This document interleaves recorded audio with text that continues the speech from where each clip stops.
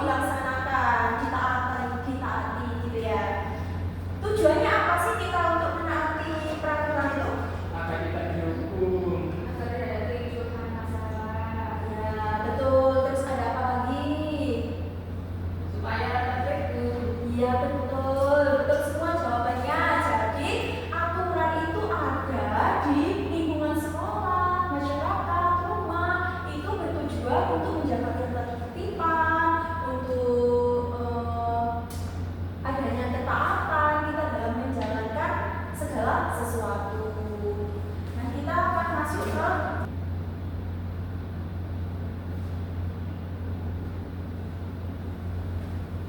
ini ada aturan itu terdiri dari dua jenis anak-anak, ada aturan tertulis dan tidak tertulis. Contoh aturan tertulis di sekolah ada tata tertib sekolah dan aturan kelas. Nah, biasanya aturan tertulis ini dapat dilihat dan dibaca oleh seluruh peserta didik.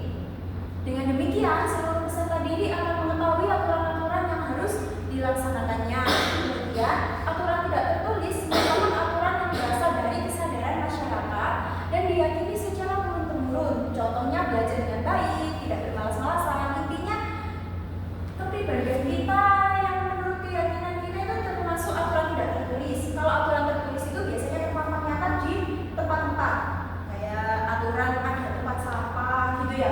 Biasanya di depannya ada tulis buanglah sampah pada tempatnya gitu. Gak mungkin kan kamu membuangnya sembarangan, gak boleh itu ya. Semua ada aturannya.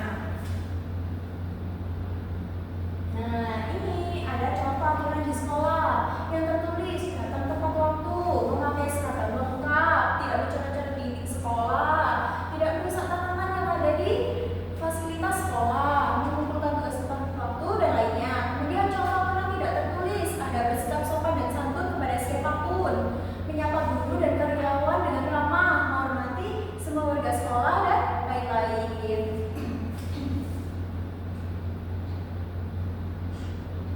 Kemudian ada contoh aturan tertulis di masyarakat. Aturan tertulis di masyarakat itu sama.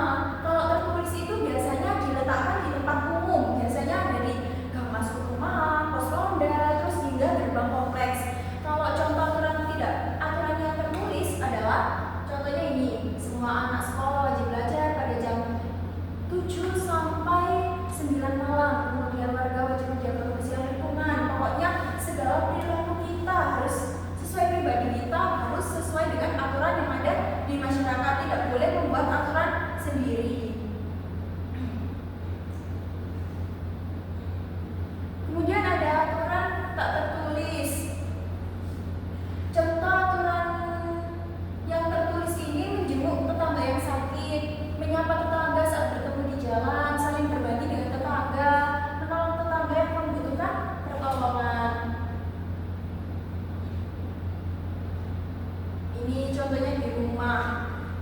Biasanya yang suka meletakkan sepatu sembarangan siapa? Apa ada? Tuh. Enggak perlu ini dia tadi pagi-pagi. Mana itu bukan harus begitu. Apa ada berarti saya ini ya? Ini loh. Tidak ada. Jadi yang benar itu jangan meletakkan sepatu di sembarangan, harus meletakkannya di rak sesuai aturan yang ada di rumah. Kasihan ibunya nanti pulang sekolah capek langsung naruh sepatu. Bu, nanti kalau di rumah saya tuh nggak ada yang ditulis itu Bu peraturannya. Di rumah nggak ada rak Bu. Tidak ada rak. Iya. Kalau tidak ada rak diletakkan di depan rumah, nggak apa-apa. Di teras rumah sebelah kanan yang ada apa? Ya tapi. Payupannya agar tidak kehujanan sepatunya. Iya. Kamu tadi kayak sama? Ini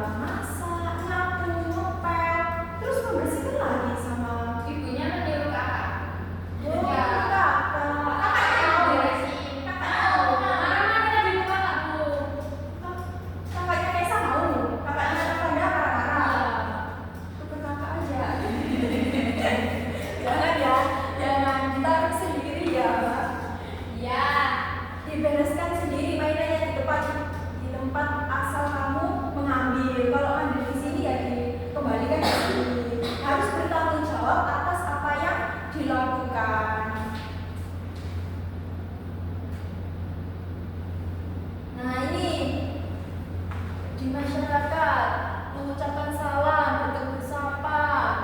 Kalau ada tetangganya yang sakit pasti menjenguk semua kan? Tidak kamu. Oh, kenapa? Jangan aja. Gue udah pernah main di Bajoran, Bu. Introvert katanya. Loh, masa semua tetangga jahat? Mas Akbar, kalau ada tetangganya gimana? Sakit? Dijenguk, pinter gitu ya. Sama tetangga itu harus rukun. Biar banyak temannya, biar kita apa? Rukun. Ya, rukun. Bukan hanya Navanda kan menjenguk tetangga yang sakit nanti ketularan. Iya, Bu. Tetangganya sakit nanti ketularan. Dan dilihat dulu sakit apa. Kalau sakit panas nggak mungkin kamu ketularan. Kalau sakit apa biasanya menular ya? Caca. Batuk, ya batuk. Tapi batuk itu bisa aja nggak tertular kalau kamu memakai masker. Tapi kadang terus juga sih. Ya, jadi kalau dijenguk, Bu. Jangan gitu, harus dijenguk. Kan nggak mungkin sakit parah. Ya. Terus ikut kerja bakti. Siapa yang giat ikut kerja bakti? Ayah saya. Kamu nggak ikut ya? Biasanya orang tua aja ya. Saya main di kemarin sama ini bertiga. Oh, sama Iya, kamu. ikut tapi main. Datang di tempatnya tapi main. Ya nggak apa-apa, yang penting datang.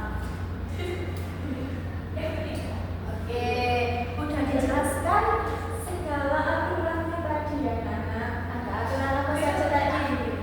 Aturannya tadi ada aturan apa? Aturan tertulis. Yang tertulis tadi gimana? Untuk pribadi.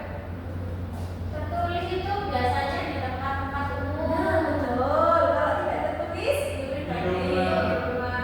ya berarti inisiatif sendiri intinya ya harus bertanggung jawab atas apa yang dilakukan gitu ya.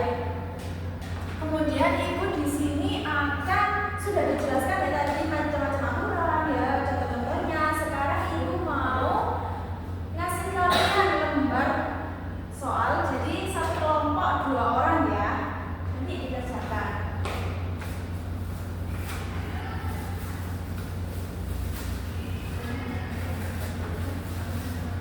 Bu, biasa nggak mau keluar sama Bu. Nggak pernah kelompok. Oh, kenapa kayak salah sama teman Iya, Bu. Nanti Bu, saya yang mikir terus Bu. Tapi kan ini Bu mau punya kelompok. Iya, sebelum mengerjakan soal LKPD, ibu ada 3 gambar. Nah, ini ibu mau tanya ke kalian, ini gambar apa? Upacara bendera. Ya betul, ini upacara bendera anak SD ya yang mengikuti bendera. Tertib mengikutinya ini berarti masuk ke aturan apa? Tertulis. Tertulis termasuk Ya, mengikuti upacara bendera tertulis apa tidak tertulis? tertulis. Tertulis ya karena wajib dilakukan. Ya. Tertulis di mana Bu? Biasanya di sekolah itu ada itu mading ya. Biasanya ada peraturan-peraturan ya biasanya mading itu dan karya-karya siswa SD ya. Ini berarti di lingkungan mana? Sekolah. Kalau ini gambar apa? Membantu masak Ibu. Membantu Ibu memasak. Pembantu masak ibu. Nah, itu ibunya dimasak. Ini sekolah memasak Ibu. Iya, jadi membantu ibu memasak bukan membantu memasak ibu. Oh, iya iya. Kasihan ibunya lagi digoreng ya. Ini berarti contoh aturan tertulis atau tidak tertulis? Tidak tertulis. Betul sekali. Kenapa kok tidak tertulis? Karena Iya, kewajiban. Dibilang kewajiban itu ya bukan kewajiban sih. Tapi kalau kalian diwajibkan juga nggak apa-apa. Kan ini juga untuk kebaikan kita semua, terutama yang perempuan. Nanti aku jadi masak semua ya buat masak Ini kita. mau nikah. Wah, masih masak tempat nikah ya. Bisa ini. Ini terakhir gambar apa? Kelas generator. Nah, ini berarti contoh apa? Huruf. Tidak baik. Ya, berarti ini contoh aturan yang tertulis. Bukan aturan yang dilanggar. Kan kalau aturan yang nggak dilanggar pasti membersihkan kelas. Kalau ini nggak dibersihkan udah berserakan ya di mana-mana. Berarti ini termasuk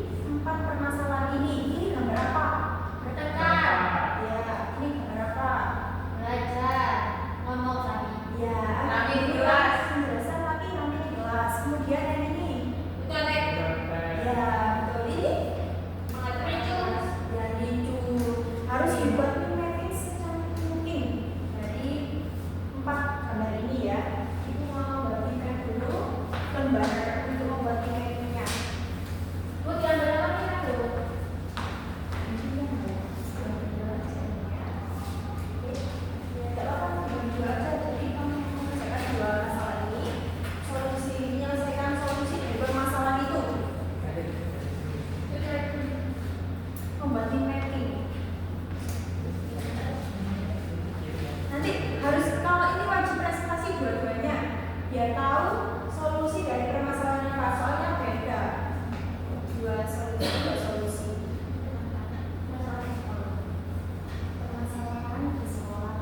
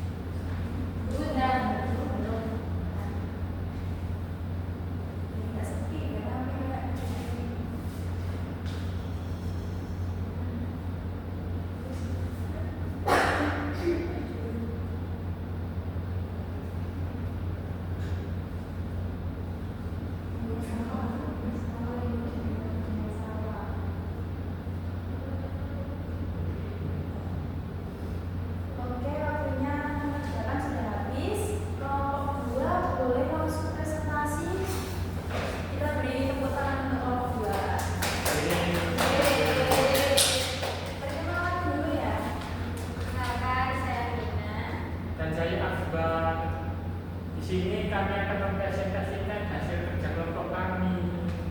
Yang pertama ini ada Mencontek. untuk solusi mencontek ini, yang pertama itu memberikan jarak antar meja. Yang kedua yaitu mengawasi ujian dengan ketat, dan terakhir belajar agar tidak perlu mencontek. Selanjutnya yang kedua Itu kelas yang ricuh atau berisik karena gurunya tidak mengajar. Yang pertama yang dilakukan yaitu membersihkan kelas atau inisiatif, kemudian memberi sanksi atau denda. Karena saya ketua kelas, saya akan memberi sanksi dan denda. Kemudian mengajarkan pentingnya kebersihan. Pada teman-teman kelas jadi aku dan Akbar akan memberi nasihat kepada kalian kalau terjadi kericuhan. Nah, betul. Tepuk tangan untuk kelompok 1. Hebat sekali ya. Desainnya cukup menarik dan jawabannya sangat tepat sekali. Yang pertama ada anak contek, yang kedua ada ricuh. Pas ricuh ya, saat nggak ada gurunya, lempar-lemparan apa aja sampai naik-naik meja itu nggak boleh ya. Jadi ada 3 solusi. Yang pertama ada membersihkan kelas, memberi sanksi atau denda, dan yang terakhir mengajarkan pentingnya kebersihan. Benar sekali ya. Yang ini mencontek, solusinya belajar, mengawasi ujian dengan ketat, dan memberi jarak antar meja. Ya, harusnya guru itu kalau ujian bisa keliling-keliling gini ya. Anaknya pada tertib ya, disiplin, nggak boleh mencontek. Jadi kalau itu agar tidak mencontek kita, berarti malamnya harus ngapain? Harus belajar agar bisa mengerjakan soal dengan tepat. Oke, beri tepuk tangan dari kelompok 1, kelompok 2. Selanjutnya kelompok 1. Tepuk tangan untuk